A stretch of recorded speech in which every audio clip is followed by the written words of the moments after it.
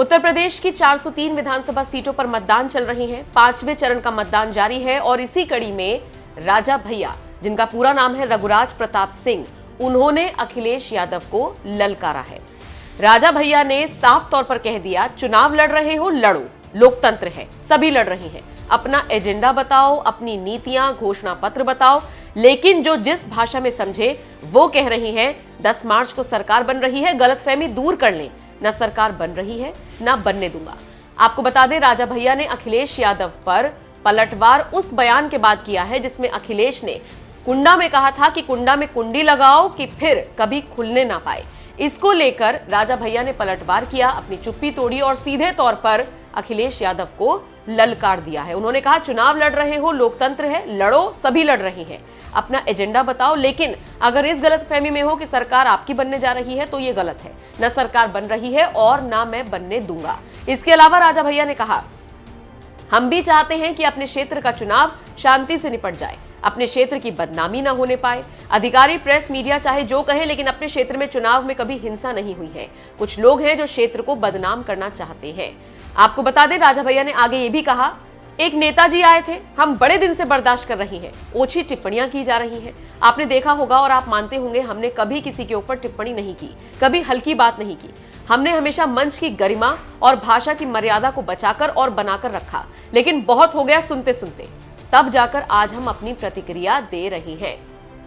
अब आपको अखिलेश यादव का वो बयान भी सुनवाते हैं जिसमें उन्होंने राजा भैया पर निशाना साधा था और वहां की जनता से कह दिया था कि ऐसी कुंडी लगाओ कि कभी खुल ना पाए।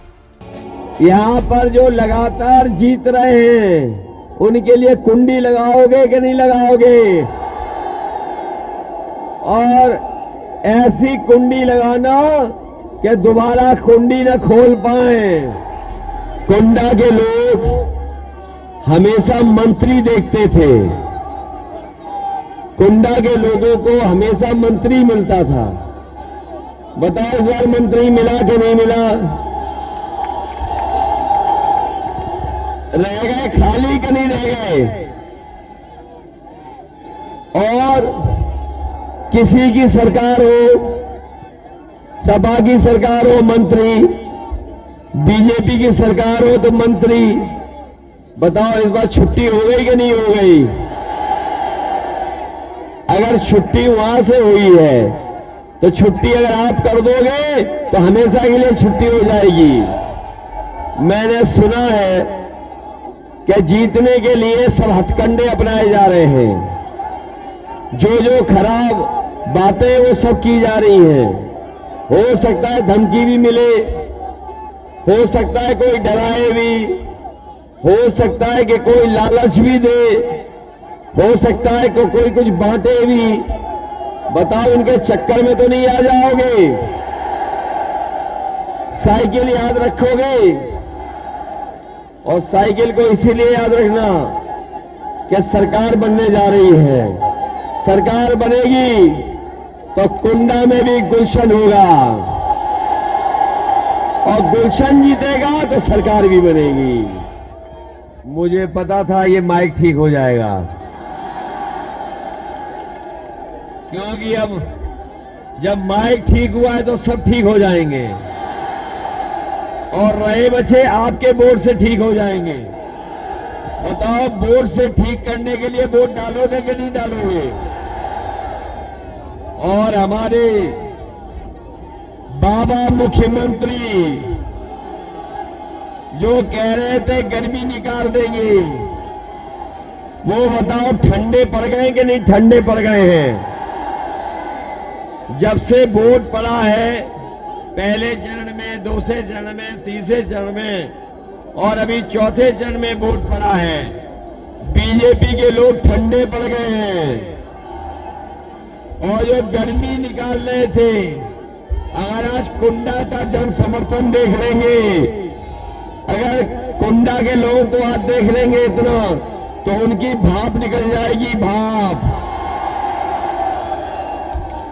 जो लोग गर्मी निकालने की बात कह रहे हैं, मैं अपने नौजवानों से कह के जा रहा हूं, समाजवादी सरकार बनेगी तो फौज में भर्ती निकाल करके आपको नौकरी देने का काम करेंगे, पुलिस में नौकरी निकालेंगे, पुलिस में भी नौकरी निकलेगी और 11 लाख जो सरकारी नौकरियां खाली हैं उन सरकारी नौकरियों को भी भरने का काम नौजवानों को नौकरी दे करके करेंगे।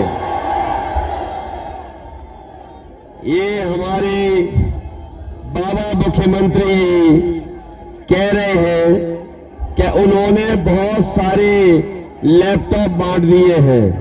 बताओ कुंडा के नौजवानों, किसी को लैपटॉप मिला हो तो बता दो। ये जो स्मार्टफोन दिखाई दे रहे हैं, क्या ये बाबा मुख्यमंत्री ने दिए आपको?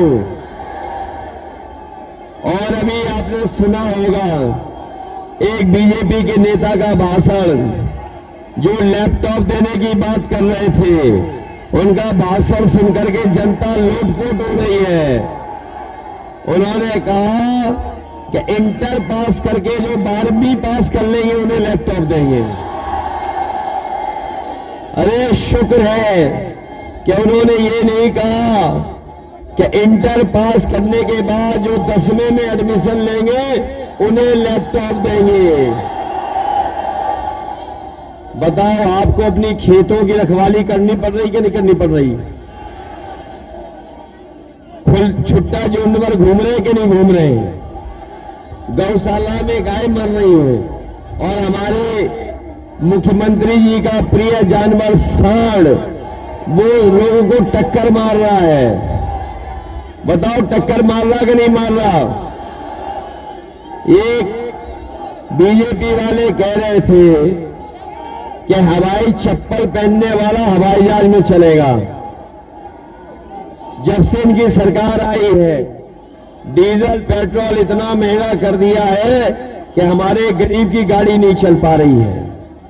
और जो पैसा गरीबों की जेब से लूट करके ये अमीरों की तिजोरी में भर रहे हैं, वही अमीर मौका पा करके बैंकों से पैसा लेकर के भारत छोड़ करके भाग रहे हैं।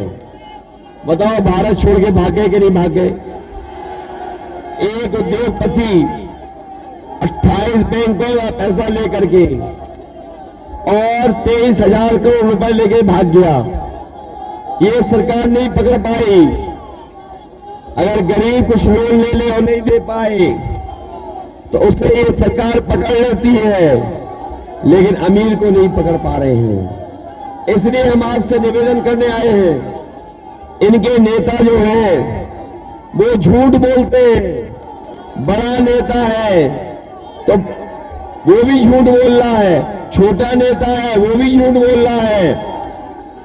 और अगर इनके भाषण सुनोगे तो आप देखोगे जो छोटे नेता हैं छोटा झूठ बोल रहे हैं, बड़े नेता हैं वो बड़ा झूठ बोल रहे हैं, और जो सबसे बड़े नेता हैं वो सबसे बड़ा झूठ बोल रहे हैं।